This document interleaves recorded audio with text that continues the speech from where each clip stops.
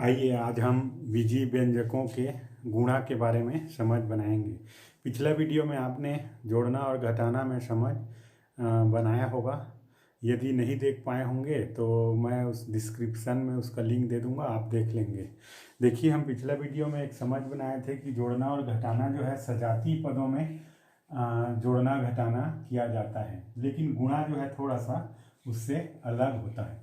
गुणा जो है घातांक का नियम का पालन करता है। गुणा में हम घातांक का नियम का पालन करते हैं।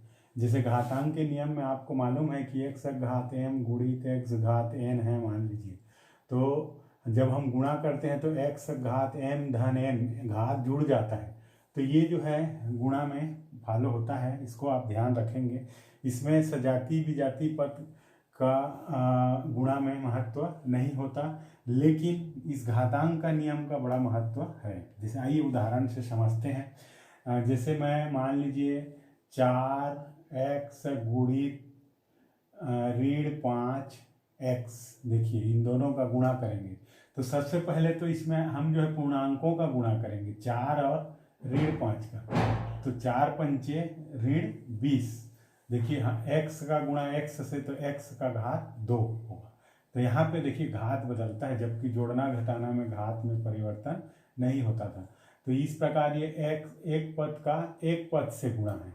उसी प्रकार मान लीजिए दूसरा उदाहरण लूँ मैं, 4a गुणित 3b। देखिए यहाँ पे 4 तिया 12। देखिए a अलग जो आपका है b, लेकिन इसका जो गुणनफल आएगा वो ab आएगा, इसलिए 12ab। दूसरी चीज मान लीजिए मैं इसको ऐसा लिखूं, देखिए 3b गुणित 4a। देखिए तो यहाँ पे भी 4 तिया 12ba या ab, इसी को हम लिख सकते हैं। तो मैं ये बताना चाह रहा था कि गुणा में यदि क्रम को बदल दिया जाए तो गुणनफल में कोई परिवर्तन नहीं आता। तो गुणा में भी, बीजीय व्यंजक में भी गुणा, बीजीय व्यंजक के गुणा में भी क्रम विनिमय नियम का पालन होता है। दूसरी चीज ये तो था एक पद का एक पद से गुणा। मान लीजिए, और मैं उदाहरण से आपको समझ बनाने का प्रयास करता हूँ। जैसे मुख्य घातांक नियम है जो इसमें लागू होता है, घात जो है परिवर्तन होता है। देखिए मान लीजिए 2xy गुणित ऋण 2xy गुणित 4x और y है। देखिए यहाँ पे भी एक पद है, ये भी एक पद है, तो दोनों का गुणनफल देखिए पहले हम पूर्णांकों का करेंगे, अचर का। ऋण 2 गुणित 4 ऋण 8 हो जाएगा। अब देखिए सजातीय चरों को देखें, यहाँ x है यहाँ x है, दोनों का गुणा होगा तो x का घात 2। यहाँ एक y है और यहाँ पे एक y है, तो y का घात 2। तो गुणनफल क्या आएगा, ऋण 8 x घात 2 y घात 2। तो इस प्रकार अभ्यास करेंगे तो ये दोनों में कन्फ्यूजन दूर हो जाता है कि इसमें घात बदलता है, जोड़ना घटाना में घात नहीं बदलता। ये तो था एक पद का एक पद से। आइए जब एक पद और दो पद है तब हम कैसे करें। जैसे देखिए मान लीजिए मैं x गुणित कोष्टक में a धन b है। देखिए मैं अलग अलग प्रकार का चर राशि लेकर के बताने का प्रयास कर रहा हूँ। देखिए एक पद और ये दो पद, तो एक पद का दो पद से गुणा। तो देखिए क्या होगा, ये पहले जो है एक कोष्टक तोड़ना बोलते हैं, या इसी को हम वितरण नियम कहते हैं। वितरण नियम, यहाँ पे वितरण हो जाता है, वितरित कोष्टक हट जाता है। तो देखिए हमको मालूम है यहाँ गुणा संक्रिया होता है कोष्टक, तो ये पहले ए से गुणा होगा तो x गुणित a होगा, और यहाँ धन x का b से होगा तो x गुणित b। तो इसी को लिख सकते हैं ax धन bx। इसको हम पलट सकते हैं ax धन bx से। तो एक पद का दो पद से गुणा में इसका गुणनफल आया ax धन bx। आइए और उदाहरण से समझ बनाते हैं। मान लीजिए ऋण 2x है और गुणा करना है 3a ऋण 3b से। देखिए तो यहाँ पे क्या होगा, देखिए ऋण 2x का गुणा पहले किससे होगा, 3a से। तो ऋण 2x गुणित 3a।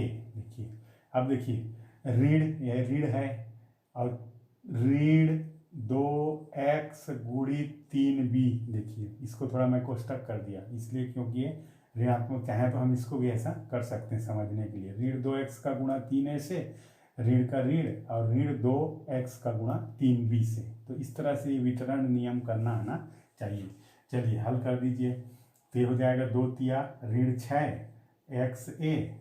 देखिए ऋणात्मक संख्या और धनात्मक संख्या का गुणा जो है, ये ऋणात्मक संख्या और ऋणात्मक संख्या जो गुणा करोगे तो आप धनात्मक आता है। तो ये हो गया 2 तिया 6 एक्स बी। ये देखिए ध्यान दीजिए, तो ये कहलाएगा ऋण 6 ए एक्स धन बी 6 बी एक्स। ये देखिए, तो ये इसका गुणनफल हो जाता है। तो ये एक पद का 2 पद से था। मान लीजिए इसी को मैं कर दूं, एक पद से बहुपद है, मान लीजिए बहुपद माने 2 पद से भी अधिक है मान लीजिए। चलिए एक उदाहरण में उसको भी समझने का प्रयास करते हैं अपन। चलिए 3 मान लीजिए हमारे पास है 3x गुणित 2a। मैं इसलिए अलग अलग चर ले रहा हूँ कि समझ बने, है। चलिए देखिए 3x गुणित 2a धन 3b ऋण 4c है। देखिए 3 पद हो गया एक पद से। तो चलिए आप क्या करेंगे, 3x गुणित 2a अलग अलग लिख लें पहले। 3x गुणित 2a धन 3x गुणित 3b। देखिए 3x गुणित 3b ऋण 3x गुणित 4c। देखिए ये लाइन क्लियर हुआ। 3x का पहले 2a से गुणा, धन का धन, 3x का 3b से गुणा, ऋण का ऋण, 3x का 4c से गुणा। तो ये कोष्टक हट गया। अब चलिए गुणा कर देते हैं। 3 दूनी 6 ax धन 3 तिया 9 bx है नी, ऋण 4 तिया 12 cx। ये देखिए इस तरह से ये गुणनफल प्राप्त होता है।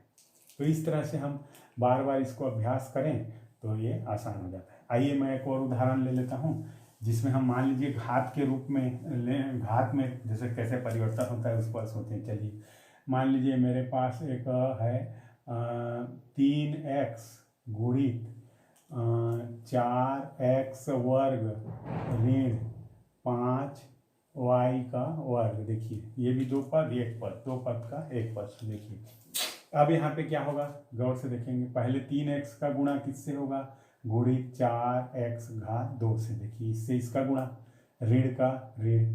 3x का गुणा किससे होगा, 5y के घात 2 से। देखिए तो यहाँ पे देखिए सजातीय पद है ये, तो घातांक नियम लागू होगा। 4 तिया 12, x का घात 1 है यहाँ, x का घात 2 तो x का घात 3 ऋण 5 तिया 15 x और y घात 2। तो इस तरह से इसका ये गुणनफल हो जाता है। देखिए बहुत सरल है। इसमें जो है सजातीय पद होने पर घात बदल जाता है। देखिए घात बढ़ता है, घात निश्चित है बढ़ता है गुणा में। ये देखिए x घात 1 x घात 2। अब यहाँ पे देखिए x वाला है, ये y वाला है, तो दोनों का घात तो नहीं बदलेगा लेकिन गुणांक जो है गुणा जो है होगा x गुणित y घात 2। इस तरह से और जो है आप बहुत अभ्यास करेंगे तो निश्चित है, मैं मानता हूँ कि ये जो है सरल हो जाएगा। धन्यवाद।